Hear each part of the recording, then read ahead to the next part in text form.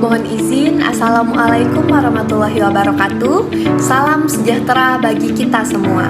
Perkenalkan, saya Amalina Cahya Aditya dengan nomor siswa 131 peserta Latsar CPNS Kementerian Pertahanan gelombang 4 Kodam 2 Sriwijaya.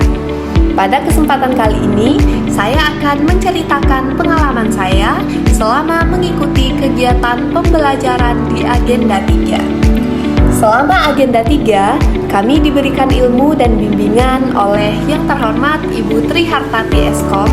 Terima kasih saya ucapkan kepada Ibu atas segala ilmu dan bimbingannya yang luar biasa. Kesan saya, penyampaian ilmu yang diberikan mudah dipahami dan cara belajar yang seru dan asik sehingga memudahkan saya memahami materi selama Agenda 3. Pada hari pertama dan kedua, kami membahas materi yang termuat pada modul, yaitu tentang manajemen ASN dan Smart ASN. Untuk materi pertama, terkait manajemen ASN, adapun poin utama yang menjadi eye-opener saya adalah ASN bukan hanya pegawai pemerintah, tetapi profesi yang memiliki standar dan etika. ASN bukan sekedar pekerjaan administratif. ASN harus memiliki standar kompetensi, kode etik, serta kode perilaku yang harus dijunjung tinggi. Hal ini membuka perspektif saya bahwa menjadi ASN tidak hanya menjalankan tugas rutin, tetapi juga menjaga integritas, profesionalisme, dan tanggung jawab moral dalam pelayanan publik. ASN dituntut untuk menjadi teladan dalam sikap, perilaku, dan keputusan yang diambil dalam pelaksanaan tugas. Peran ASN sangat strategis dalam pemerintahan dan pembangunan, yaitu sebagai pelaksana kebijakan publik, pelayan publik, dan perekat serta pemersatu bangsa.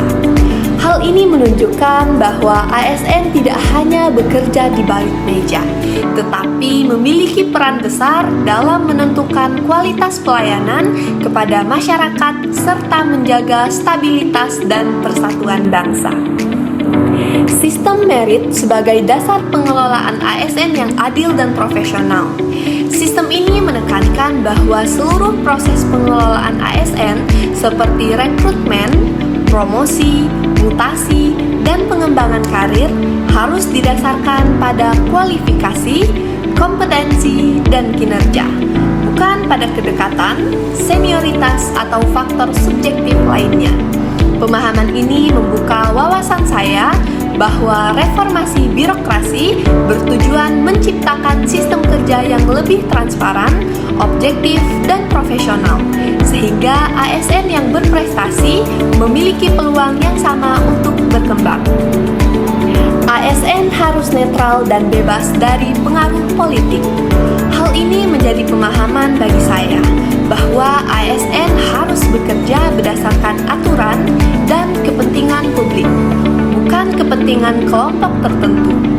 Netralitas ASN merupakan syarat penting untuk menjaga profesionalitas birokrasi. Setelah memahami materi terkait manajemen ASN, terdapat beberapa implementasi yang dapat saya terapkan dalam kehidupan sehari-hari sebagai ASN. Yang pertama, sebagai ASN, setiap pekerjaan saya lakukan dengan penuh tanggung jawab, disiplin, dan integritas. Saya memberikan pelayanan yang cepat, transparan, dan ramah. Saya menjaga integritas dalam setiap tindakan dengan tidak menyalahgunakan jabatan untuk kepentingan pribadi. Menjaga kerahasiaan informasi yang berkaitan dengan tugas kedinasan dan menghindari konflik kepentingan dalam pekerjaan. Saya juga mendukung penerapan sistem merit dalam lingkungan kerja dengan cara meningkatkan kompetensi saya melalui pelatihan dan pengembangan diri, menunjukkan kinerja terbaik dalam setiap tugas, serta mendukung penilaian kinerja yang objektif dan transparan. Saya menjadi perekat dan pemersatu bangsa melalui menghargai perbedaan suku, agama, dan budaya di lingkungan kerja, serta bersikap netral dalam urusan politik dan menjaga hubungan kerja yang harmonis dengan rekan kerja. Selanjutnya, untuk materi kedua terkait Smart ASN, adapun wawasan-wawasan baru yang saya peroleh yaitu literasi digital bukan hanya sekedar kemampuan menggunakan perangkat digital, tetapi mencakup kemampuan memahami, mengevaluasi, dan menggunakan informasi secara bijak dan bertanggung jawab. Sebagai seorang ASN, tidak cukup hanya dengan mampu menggunakan komputer atau aplikasi, tetapi juga harus mampu memilah informasi yang benar, memahami dampak penyebaran informasi, serta menggunakan teknologi secara etis dan bertanggung jawab. Literasi digital menjadi kunci transformasi pemerintahan. Artinya, ASN harus siap bekerja dalam sistem pemerintahan yang semakin digital, seperti penggunaan aplikasi administrasi, sistem informasi pelayanan, dan pengelolaan data berbasis teknologi. Adapun 4 pilar literasi digital sebagai kompetensi ASN yaitu digital skills, digital ethnic, digital culture, dan digital safety. Berdasarkan pemahaman tersebut, beberapa implementasi yang dapat saya terapkan dalam kehidupan sehari-hari di tempat kerja adalah sebagai ASN, saya memanfaatkan teknologi digital dengan menggunakan aplikasi administrasi perkantoran dan memanfaatkan sistem informasi untuk pelayanan. Saya menerapkan etika digital dalam komunikasi kerja, dan sebagai ASN, saya menggunakan media sosial dengan mencerminkan sikap profesional seperti tidak menyebarkan berita hoax, tidak membuat konten yang merusak citra institusi, dan hanya menggunakan media sosial untuk hal yang positif.